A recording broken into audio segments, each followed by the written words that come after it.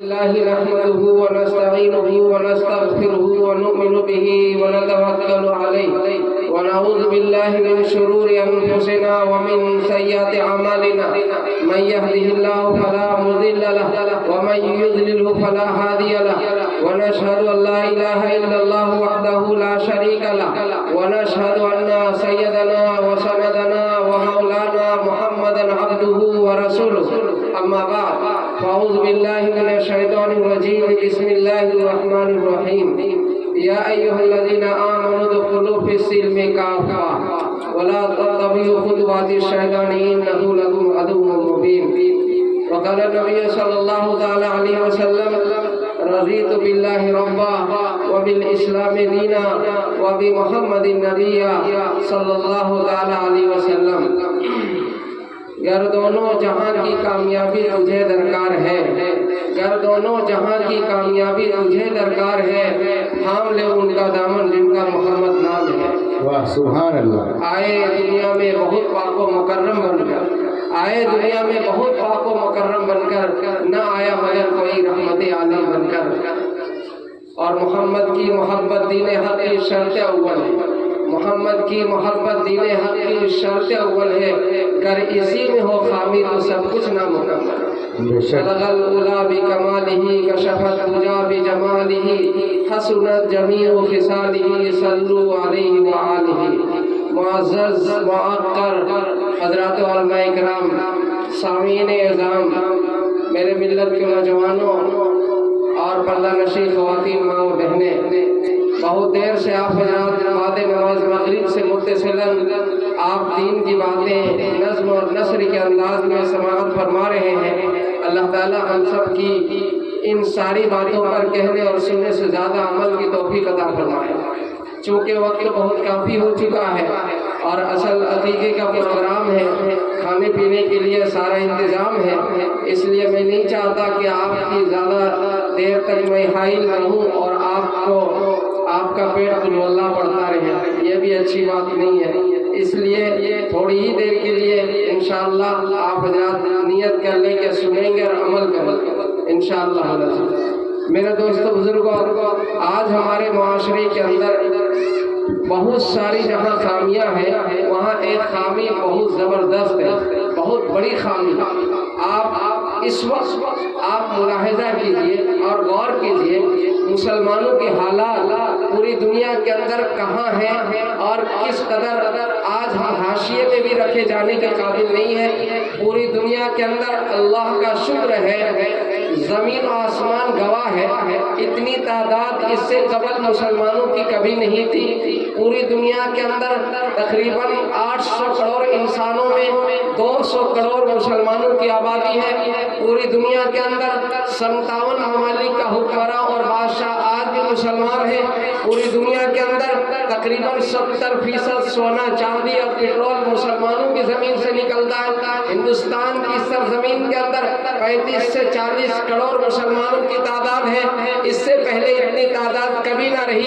لیکن میرے دوستو، آج ہماری حالت یہ ہے کہ ہماری مسجدیں محفوظ نہیں، ہمارے مدرسے محفوظ نہیں، ہماری داڑھیاں محفوظ نہیں، ہماری ٹوپیاں محفوظ نہیں، ہماری ماں بہنوں کی عزتیں محفوظ نہیں، ہمارے معصوم بچوں کی آج زندگی محفوظ نہیں، آج جوانوں کی جوانیاں محفوظ نہیں، بوڑھوں کی ذوق اور کمزوری محفوظ نہیں۔ آج کہیں مسجد پر حملہ، کہیں مدرسے پر حملہ، کہیں داڑھی اور ٹوپی پر حملہ، کہیں قرآن جلایا جا رہا ہے، کہیں مستورات کی حجاب کو کھینچا جا رہا ہے، کہیں داڑھی ٹوپی والوں کو گولی چلائی جا رہی ہے۔ دوستو، یہ سارے حالات کیوں آ گئے؟ اس کی بنیادی وجہ یہ ہے کہ ہم نے محمد رسول اللہ صلی اللہ تعالیٰ علیہ وسلم کا لائے ہوا دین زندگی کے ہر شعبوں کے اندر ہم نے چھوڑا، ایمانیات کے اندر، عبادات کے اندر، معاملات کے اندر، معاشرت کے اندر، اخلاقیات کے اندر۔ آپ غور کریں کہ ہم کہاں پر کھڑے ہیں، جبکہ اللہ کہہ رہا ہے یا ایھا الذین آمنوا ادخلوا فی السلم کافۃ، اے ایمان والو پورے اسلام کے دائرے میں داخل ہو جاؤ، شیطان کی پیروی نہ کرو، وہ تمہارا کھلا ہوا दुश्मन है। आइए हमारे माशरे के अंदर जहाँ बहुत ज्यादा खामियां हैं, क्या बात करें इस मुख्तसर से वक्त में, ईमानियात में हम कितने परसेंट हैं, इबादत में हम कितने परसेंट हैं, मामलात में हम कितने परसेंट हैं, माशरत और अखलाकियात में। हाथियों एक जमात जा रही थी अंधों की, हाथी पर उन लोगों का इत्तिफाक हो गया तो किसी ने पांव पकड़ा, किसी ने दुम पकड़ा, किसी ने पीठ पर हाथ रखा, किसी ने कान पकड़ लिया, किसी ने सूंड पकड़ लिया। अब सारे ये अंधों की जमात आपस में तज़किरा करने लगी। जिसने पांव पकड़ा उसने कहा हाथी सुकून की तरह होता, जिसने दुम पकड़ा कहा नहीं हाथी झाड़ू की तरह होता, जिसने पीठ पर हाथ रखा उसने कहा नहीं हाथी दीवार की तरह होती, जिसने सूंड पकड़ा कहा नहीं हाथी सांप की तरह होता, जिसने कान पकड़ा उसने कहा नहीं हाथी पंखे की तरह होता। तो हाथी ये सारे मजमे के नाम है, जुज का नाम नहीं, कुल का नाम है। ये सारे मजमे के नाम हाथी है, एक जुज का नाम नहीं है। इसी तरीके से हमने नमाज पकड़ लिया बस दीनदार अपने आप को समझ लिए, वो रोजा रख लिया तो बस क्या कहना, वो हज और ज़कात अदा कर लिया तो अर्श से पहुंच गया, अब उससे ज्यादा वो क्या करेगा।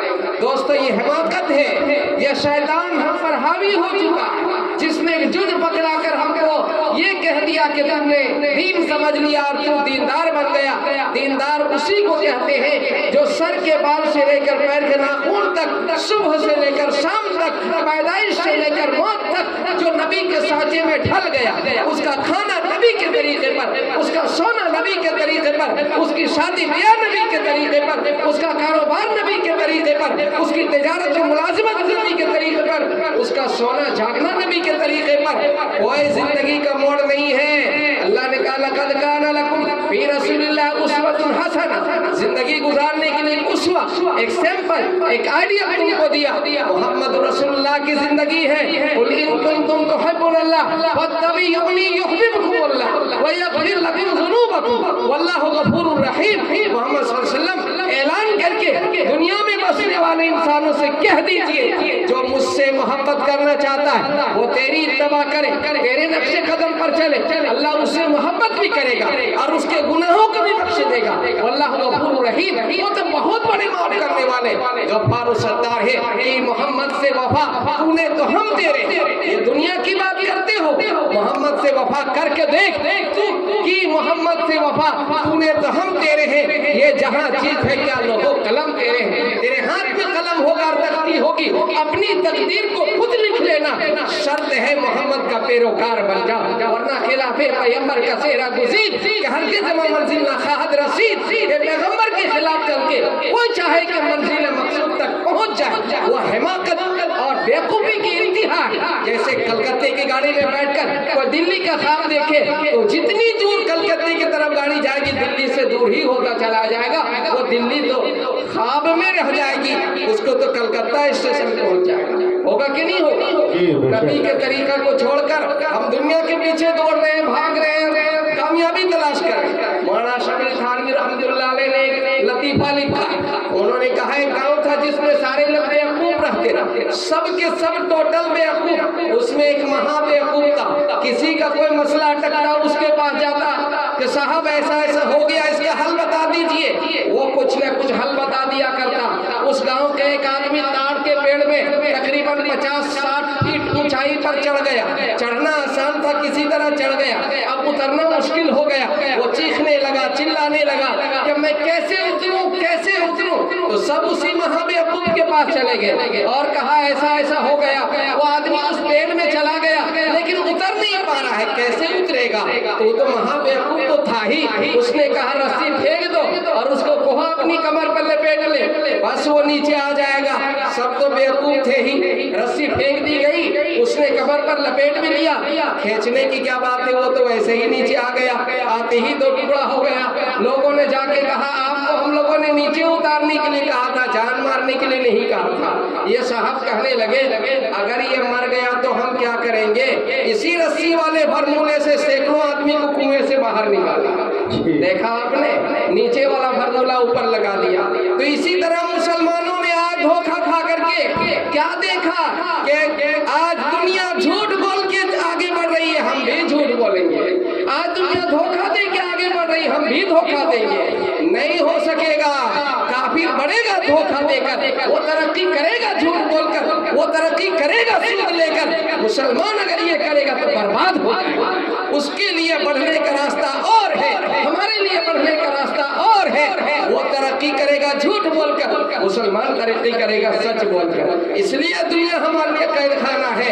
और अल्लाह के नबी सल्लल्लाहु अलैहि वसल्लम ने फरमाया, अब दुनिया सिजनुल मोमिन व जन्नतुल काफिर, यह तो मुसलमानों के लिए कैद खाना है। जैसे कैदी जेलर की बात मान के चलता है, मुसलमान शरीयत की बात मान के चलता है। इसलिए मेरे दोस्तों, कैद खाना, हम आजाद नहीं है। जो चाहे देख लिया, जो चाहे सुन लिया, जो चाहे बोल दिया, जो चाहे कर लिया, हराम भी हलाल भी जायज भी नाजायज भी नहीं, पहरा लगा दिया। इस्लाम ने हमें तालीम दिया क्या करना क्या नहीं करना। हम आजाद नहीं है। आजादी की जिंदगी जन्नत है। दुनिया की जिंदगी जो पाबंदी के साथ गुजारेगा, आखिरत में आजादी की जिंदगी गुजारेगा। दुनिया में आजादी कर लिया तो वहाँ पाबंदी करनी पड़ेगी, वहाँ अल्लाह का अजाब और कैद खाने में जाना पड़ेगा। बहरहाल मैं जो अर्ज करना चाहता था कि मुआशरे के अंदर जहाँ बहुत सारी खामियां और बहुत सारी गड़बड़ियां हैं, वहाँ एक गड़बड़ी क्या है कि हमारे यहाँ अय्याम जाहिलियत की बुराई फिर से लौट कर आ गई। अल्लाह का फजल है, आज अकीका अगर हम कर रहे हैं, अल्लाह ताला कबूल फरमाए। इन बच्चों की जिंदगियों में सेहत और आफियत में, इल्म अमल में बरकतें नसीब। आमीन। लेकिन मेरे दोस्तों, बहुत लोग छठियारी भी करते हैं। छठियारी ये गैरों का देखा देखी हमारे यहाँ गया, उससे ज्यादा लोग खर्च करते हैं। अल्लाह ताला हम सबको तौफीक अता फरमाए कि हम अकीका करें। हमारे यहाँ एक बहुत बड़ा वबा फैल रही है, बहुत बड़ी बुराई फैल रही है। वो क्या है कि अगर लड़का पैदा होता है तो खुशी होती है, लड़का पैदा होता है तो चेहरे में उसकी आसार नजर आते हैं। लेकिन अगर खुदा न खास्ता लड़की पैदा हो गई तो चेहरा लटक जाता है, चेहरा मायूसी के शिकार देखने वाला खुद ब खुद समझ जाता। ये अय्याम जाहिलियत की बुराइयों में से एक बुराई है कि जब लड़की पैदा होती थी लोग उसको जिंदा दरगोर करते थे। एक सहाबी अपना वाक़या सुनाते हैं अय्याम जाहिलियत का, ईमान लाने के बाद, या रसूलुल्लाह सल्लल्लाहु अलैहि वसल्लम, अय्याम जाहिलियत के अंदर एक बहुत बड़ा गुनाह हुआ, बहुत बड़ा कसूर हुआ, क्या खुदावंद ताला मुझे माफ करेगा? अल्लाह के नबी ने पूछा, बताओ वो कौन सा गुनाह है, कौन सी गलती जिसकी वजह से इस कदर तू पश्चिमा और शर्मिंदा है?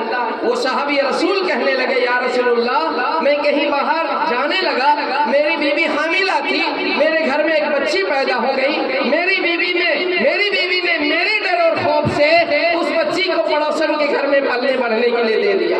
यहाँ तक कि मैं बाहर से आया, वो बच्ची पड़ोसन के घर में पलती रही, बढ़ती रही, पलती रही, बढ़ती रही, और जब मैं आया वो गली कूचों में खेलती थी और मैं ये समझ रहा था कि ये पड़ोसन की बेटी है। इसलिए मैं प्यार करता था, मैं मोहब्बत करता था, मैं कांधों में बैठा कर घर भी लाया करता था, उससे बौसो किनार भी किया करता था।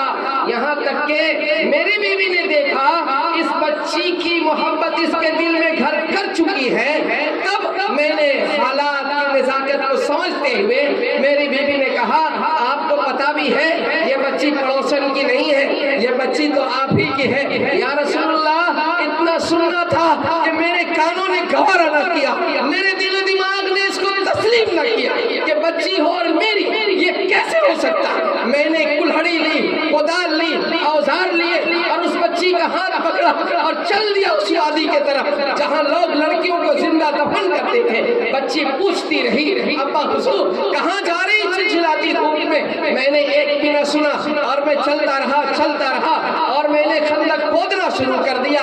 वो अपने नाजुक छोटे छोटे हाथ से और अपनी उस दोपट्टे से धूप की तमाजत से साया भी किया करती थी और कभी कभी मिट्टी को हटाने में साथ भी किया करती थी। और मेरे रुखसार में, मेरे गिरेबान में जब मिट्टी आती थी, वो बच्ची अपने छोटे छोटे नाजुक हाथों से रुखसार और गिरेबान को साफ भी किया करती थी। यहाँ तक के वो खंदक तैयार हो गया, मैंने बच्ची को पकड़ा, उस गड्ढे में उतारा तो बच्ची ये समझ रही थी कि मेरे अब्बू तो मुझसे मजाक कर रहे हैं, मुझको नीचे और ऊपर उठाएंगे और नीचे ले जाएंगे, मुझसे खेल रहे, آزاد کریں.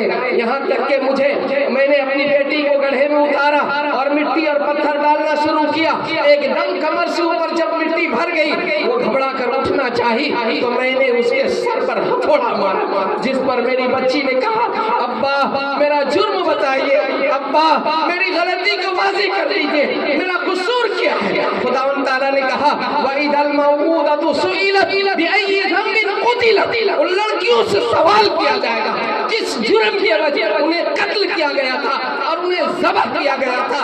دوستو آج پیٹ کے اندر آلات کے ذریعے پتہ لگاتے ہیں, اگر لڑکا ہے تو بڑی خوشی ہوتی ہے, لڑکی اگر ہے تو وہیں جان ڈھول دی جاتی ہے اور اس کو جان لے لی جاتی ہے. کیا ایام جاہلیت سے بڑی برائی اور یہ خراب ہمارا عمل نہیں ہو رہا ہے؟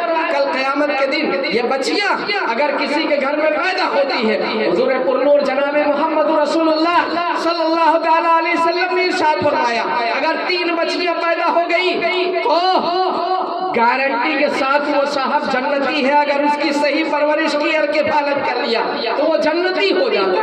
ایک صحابی نے کہا یا رسول اللہ اگر 3 بیٹیاں نہ ہو 2 ہی ہو, کہا وہ بھی جنتی. پھر ایک صحابی نے کہا یا رسول اللہ اگر 2 نہ ہو 1, کہا وہ بھی جنتی. ایک صحابی نے کہا یا رسول اللہ اگر کسی کے بیٹی نہ ہو, نبی نے فرمایا اگر سچی تڑپ رکھتا ہو, سچی اس کے دل کے اندر آرزو ہو, تمنا ہو, کاش میری بھی بیٹی ہوتی, میں بھی پرورش کرتا, میں بھی اس کی تعلیم اور تربیت کرتا, میں بھی اس کا نکاح کراتا, اس تڑپ کی وجہ سے وہ بھی جنتی.